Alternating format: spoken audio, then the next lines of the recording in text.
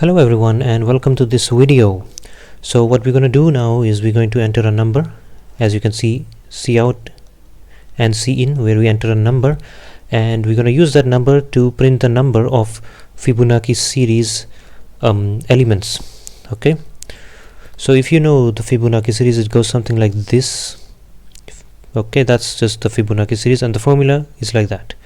Okay, where you add 0, you add the previous two, so these two will be given to you, and you just need to add the previous two to give you the next. So 0 plus 1 is going to give you 1, 1 plus 1 is going to give you 2, 2 plus 1 is going to give you 3. So that's just what the formula is. Don't worry too much about the notation here, I can just leave that out, and this is what the Fibonacci series is about. So let's just go in coding. So the thing is that you're going to get the first two.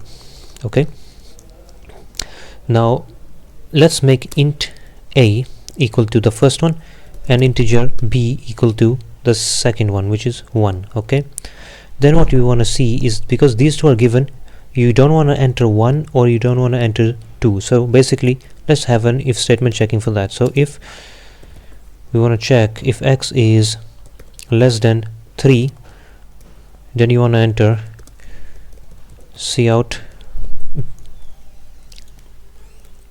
What you want to do is you want to say Cout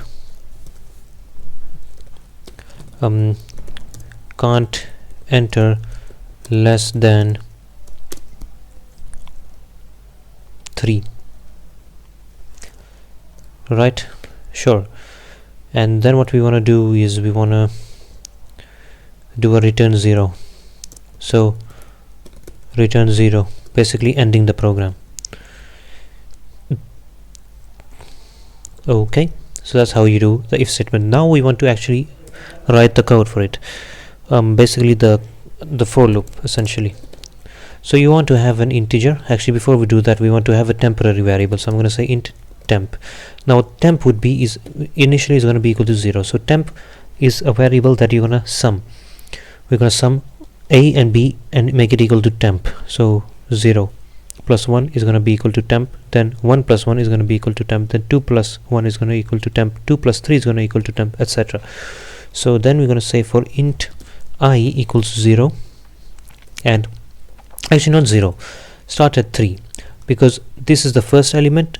Okay, then we already have the second element, and then we're going to have the third element. So we're starting at 3, and we're going to say I plus plus. Now here we're going to have a condition saying I is less than or equal to x. Okay, so we want to end at x. Okay, because we want to know the number of elements inside of x essentially, or all the Fibonacci series until the number of x elements inside of the Fibonacci series. So now we're going to say Cout. I forgot this, by the way, so I'm going to do a Cout right now. Okay, so Cout, sorry, a is going to be our first element, then we're going to do an endl, and then we're going to Cout b. Okay, that's going to be an endl. So this is just default. Okay, by default it's going to print out those elements. Then in the loop we're going to find out, using these elements, the next few elements in the Fibonacci series. So that's going to be the following. Okay, the following would be like you want to make C equal to A plus B. Okay, so add A and B together, it's going to be C. Then we Cout C, because we want to see it after all, and of course we want to put an endl and L like that. And then what we want to do is the following. Just enter. You want to shift the values now. So you're going to make A now next equal to B, and you're going to make B equal to C, and then we have the next iteration of the loop. Actually, we're not even in the loop. Okay, now in the loop. So you want to make B equal to C. So the way this is going to work is I is equal to 3. Okay, from the third iteration till x, what we're going to have is C is equal to C, which was 0, is now going to be equal to A, which is 0, plus 1, which is 1. So C is 1 now. Then we're going to Cout 1.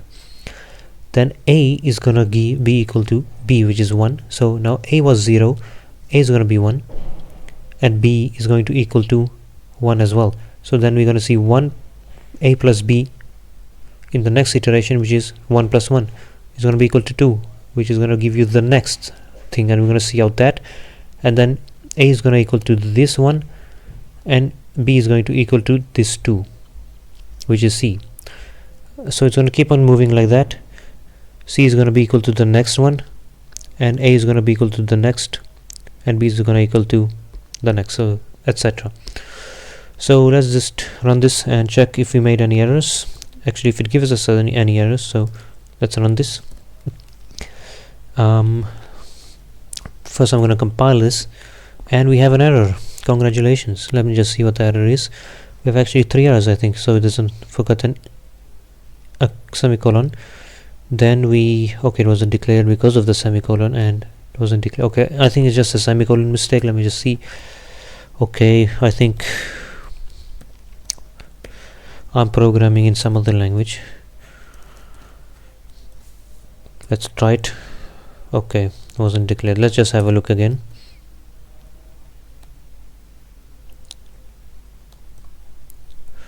Okay, I made it C. This should have been temp. Sorry everybody. My viewers were all probably wondering where did C come from. Okay, run it. Another problem. Where is C now? Make this temp. Control like that. Exit and run it again. And of course there's no errors, which is quite good. Now we run it. And let me just enter the 13. So we want 13 digits inside of the Fibonacci series, and of course it gives us these. And if I paste this, you can see that of course these are the exact same things, digits in the Fibonacci series. So quite cool, isn't it? Thanks for watching.